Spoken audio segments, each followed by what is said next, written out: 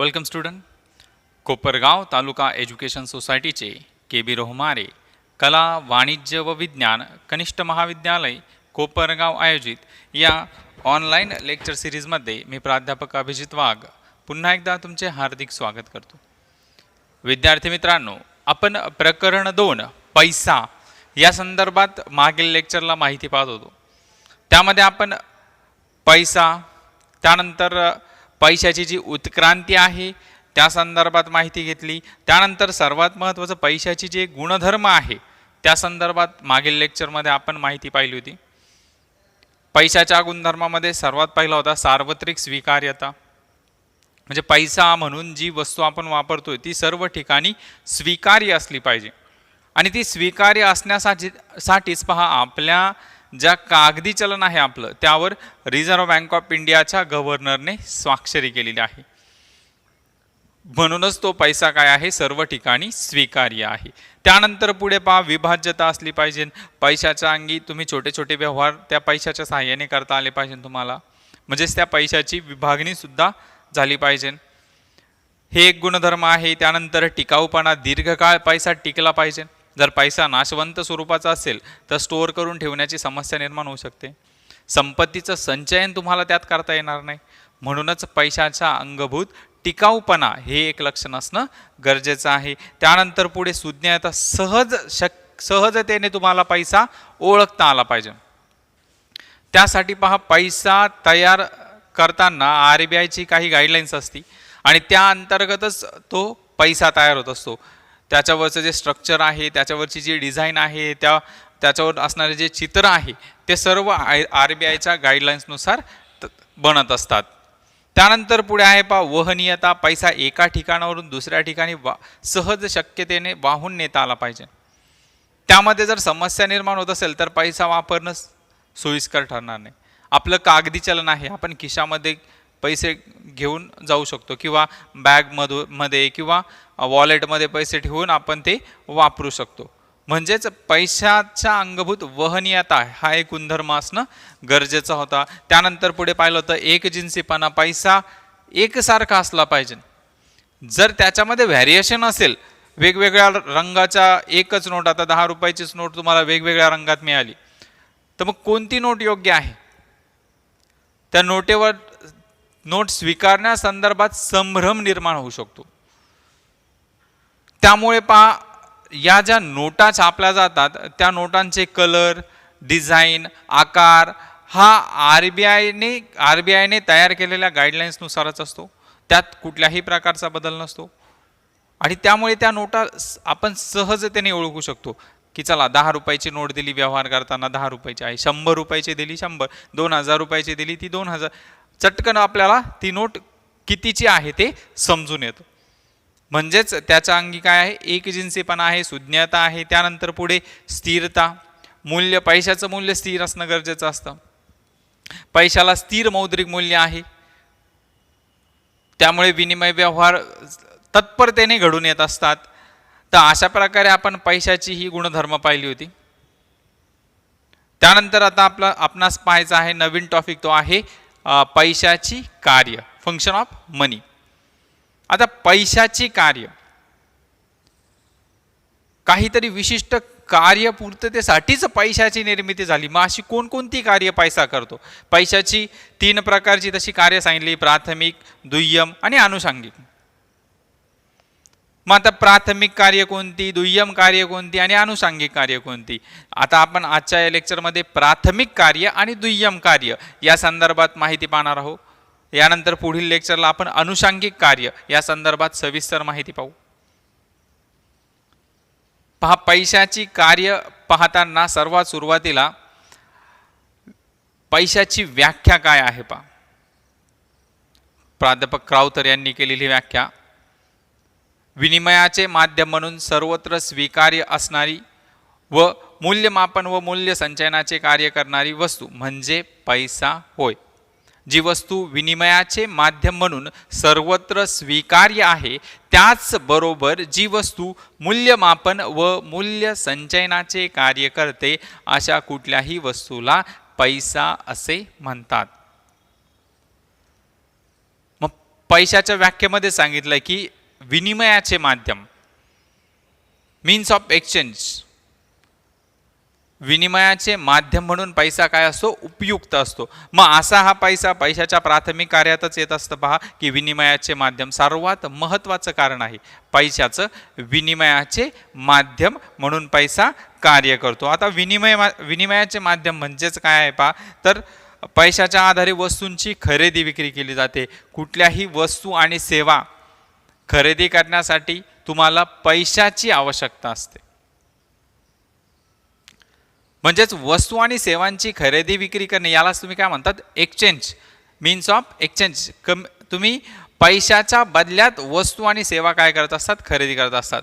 आजारी पडला, डॉक्टरकडे गेला, डॉक्टरची फीस तुम्ही 200 रुपये दिले डॉक्टरला, म्हणजे 200 रुपयामध्ये तुम्ही त्या डॉक्टरची सेवा काय केली, खरेदी केली. भूक लागली, दुकानात गेलात, 10 रुपये दिले, बिस्किट पुडा खरेदी केला, म्हणजे 10 रुपयामध्ये तुम्ही काय केली, त्या बिस्किट पुड्याची खरेदी केली, तिथे विनिमय केला, व्यवहार केला.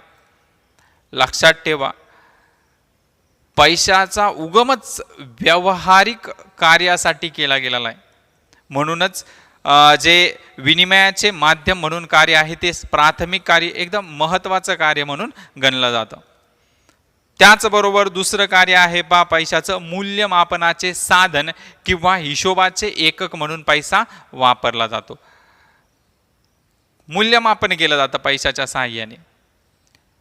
आता वेगवेगळ्या वस्तू आहेत पहा, कापड मीटरमध्ये मोजतो आपण, गहू असतील आपण किलोमध्ये मोजतो, त्यानंतर दूध, तेल अशा लिक्विड स्वरूपातल्या वस्तू असतील त्या आपण लिटरमध्ये मोजतो.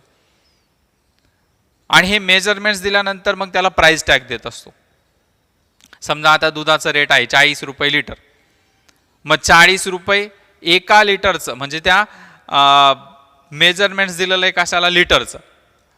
दुधाचं मापक काय आहे, लिटर, आणि मग त्या एका लिटरचं मूल्य किती आहे, 40 रुपये.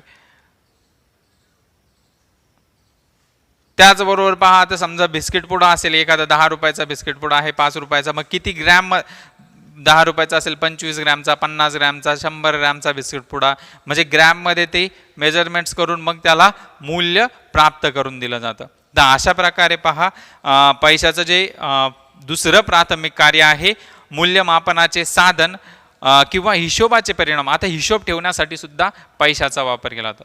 आधुनिक काळात बरेच व्यवहार होत असतात. सर्वच व्यवहार रोख स्वरूपात होतात असं नाही, काही व्यवहार उधारीवर होत असतात.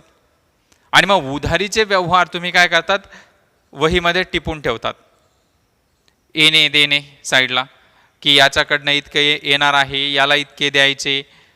मग हे करण्यासाठी तुम्ही काय करतात, समजा आता पहा, तुमच्या घरामध्ये तुमचे वडील आहे, वडील समजा व्यापारी आहेत, आणि व्यापार करत असताना मग ते काय करतात, एखाद्या जो व्यापार करण्यासाठी आवश्यक वस्तू आहेत त्या काय करतात, स्वतः आधी परचेस करतात. मग त्या परचेस करत असताना त्यांना पैसे त्या व्यक्तीला द्यावे लागतात, आणि नंतर त्या दुकानात आलेल्या वस्तू त्या काय करतात, सेल करतात, ग्राहकांमध्ये वितरित करतात. मग त्या ग्राहकांना विकल्यावर ग्राहकांकडून त्यांना काय असतं, पैसे घ्यायचे असतात. मग अशा प्रकारे येणे आणि देणे याला तुम्ही हिशोबाचं एकक म्हणून पैसा वापरतात, लक्षात ठेवा. मग हा सर्व हिशोब तुम्ही वहीमध्ये ठेवला तर तो कशाच्या स्वरूपात, पैशाच्या स्वरूपात. समजा आता पहा, तुम्ही 100 रुपयाची नोट घेऊन बाजारात गेला किंवा दुकानदाराला दिले, आणि त्याने काय केलं, त्याच्याकडनं 10 रुपयाची वस्तू खरेदी केली. मग तो त्या 100 रुपयामधनं 10 रुपये काढून घेऊन 90 रुपये तुम्हाला काय करणार आहे, परत करणार आहे. जर समजा तुम्ही उधारीवर व्यवहार करत असाल, मग महिन्याच्या सुरुवातीला तुम्ही दुकानदाराकडनं महिनाभर तुम्ही दुकानदाराकडनं सामान घेतलं, मग तो काय करणार, प्रत्येक दिवशी किती किती सामान नेलं, तारीख आणि सामानाची यादी वगैरे तिथं टिपून ठेवतो. आणि ज्या दिवशी तुम्ही पैसे जमा करायला जाणार, मग तो पूर्ण हिशोब लावून सांगतो की महिन्याचं एवढं इतक्या रकमेचं सामान तुम्ही घेऊन गेलात, 2000 रुपयाचं सामान तुम्ही घेऊन गेलात, मग आपल्याला 2000 रुपये द्यावे लागतात. म्हणजेच काय, ते हिशोब करून ठेवता येतो. म्हणूनच लक्षात ठेवा, प्राथमिक कार्यामध्ये पहिलं कार्य होतं विनिमयाचे माध्यम, आणि दुसरं कार्य होतं मूल्यमापनाचे साधन किंवा हिशोबाचे परिणाम. तर अशा प्रकारे पैशाची ही 2 प्राथमिक कार्य आहे. त्यानंतर पुढचं कार्य येतं दुय्यम कार्य, सेकंडरी फंक्शन. पैशाचं जे सेकंडरी फंक्शन आहे, दुय्यम कार्य आहे, त्याच्यामध्ये सर्वात महत्त्वाचं पहा, विलंबित देणी देण्याचे साधन. जी देणी भविष्यात द्यावी लागतात अशा देणीला तुम्ही विलंबित देणी म्हणतात. म्हणजेच पहा, जे उधारीचे व्यवहार आहे ते उधारीचे व्यवहार करण्यासाठी पैसा आवश्यक असतो. लक्षात ठेवा, पहिला आपण पाहिलं की हिशोब, पैशाच्या सहाय्याने तुम्ही हिशोब करून ठेवू शकतात, ते प्रायमरी फंक्शन मध्ये मोडतं. आता विलंबित देणी देण्याचं कार्य हे सेकंडरी फंक्शन मध्ये मोडतं, दुय्यम कार्य. मग आता हिशोब मध्ये काय पहा की समजा हेच उदाहरण तुम्हाला सांगितलं मी, पहिलं ते तुम्हाला पैशाच्या स्वरूपात होतं, आता तुम्हाला काय की उधारीच्या स्वरूपात, की उधारी महिनाभर तुम्ही किती उधार नेलं काय नेलं, मग ते तुम्ही टिपून ठेवू शकतात आणि दुकानदारही तुम्हाला उधारीवर त्या वस्तू देऊ शकतो.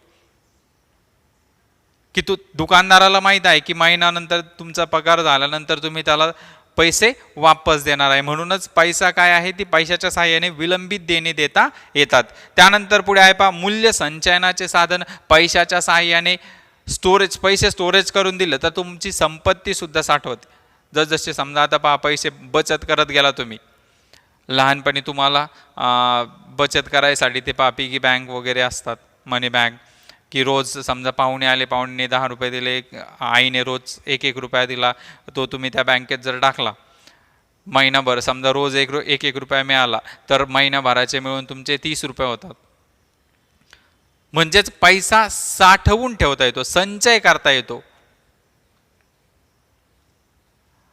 संपत्ती आणि सेवा, वस्तू आणि सेवा यांच्या संचयापेक्षा पैशाचा संचय केला, पैशाच्या सहाय्याने तुम्ही ती संपत्ती तुम्हाला जेव्हा गरज असेल तेव्हा खरेदी करू शकतात, ती सेवा जेव्हा आवश्यक असेल तेव्हा ती खरेदी करू शकतात. त्यामुळे इतर वस्तूंच्या संचयापेक्षा पैशाचा संचय करणं सोयीस्कर ठरतं.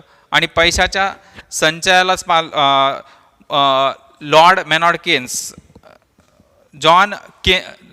लॉर्ड मेनॉर्ड केन्स किंवा त्यांना जॉन केन्स असं पण म्हणतात, JM Keynes, John Maynard Keynes यांनी 1936 मध्ये general theory of employment, interest rate and money, रोजगार, व्याजदर व पैसा विषयक सामान्य सिद्धांत लिहिला. आणि यातच त्यांनी पैशाबद्दलही माहिती सांगितली होती. आणि त्यांचं एक स्टेटमेंट आहे पाहिजे लॉर्ड केन्स यांच्यामध्ये, पैसा वर्तमान व भविष्यकाळ यांच्यातील दुवा आहे. म्हणजे आज पहा की तुम्ही जोपर्यंत करते आहात,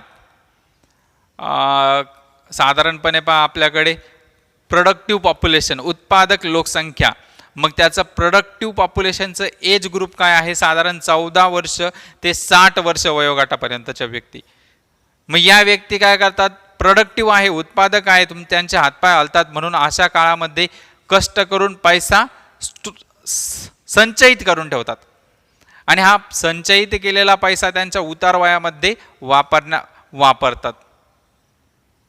म्हणजे संपत्तीचं संचयन जोपर्यंत तुम्ही कमावताय तोपर्यंत संचयन केलं जातं, आणि ज्यावेळेस तुम्ही बसून आहात त्यावेळेस त्या पैशाचा उपभोग घेतला जातो. म्हणजेच पैशाच्या अंगभूत मूल्य संचयनाचे कार्य आहे. वर्तमान काळातील गरजा तर भागवतोच पैसा, पण भविष्य काळातही त्या पैशाच्या साहाय्याने तुम्ही तुमच्या गरजा पूर्ण करू शकतात. तर अशा प्रकारे पैशामध्ये दुसरं जे सेकंडरी फंक्शन आहे ते मूल्य संचयनाचं कार्य आहे. त्यानंतर तिसरं कार्य आहे मूल्य हस्तांतरणाचे साधन.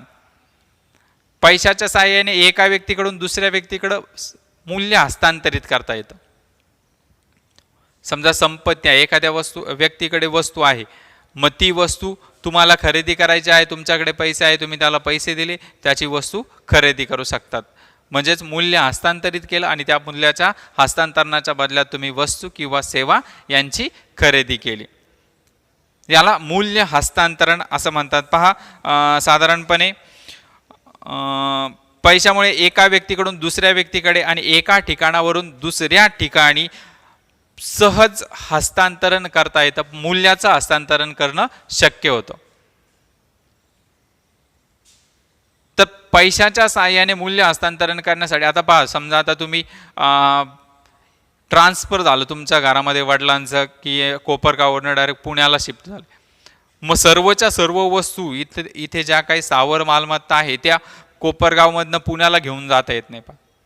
मग अशा वेळेस वडील काय करतात, इथे त्या वस्तू विकून टाकतात आणि त्या रोख स्वरूपात रक्कम मिळवतात आणि ती मिळालेली रोख स्वरूपातली रक्कम पुण्यामध्ये जाऊन परत त्या वस्तू खरेदी करण्यासाठी वापरतात. म्हणजे आधी मूल्य हस्तांतरित केलं आणि मिळालेले पैसे काय केले नंतर त्या वस्तू आणि सेवा खरेदी करण्यासाठीच पुन्हा वापरले. तर अशा प्रकारे पहा पैशाची प्राथमिक कार्य, त्याच्यामध्ये विनिमयाचे साधन आणि मूल्यमापनाचे साधन आणि दुय्यम कार्य, त्यामध्ये 3 कार्य पाहिले आपण: विलंबित देणी देण्याचे साधन, मूल्य संचयनाचे साधन आणि मूल्य हस्तांतरणाचे साधन.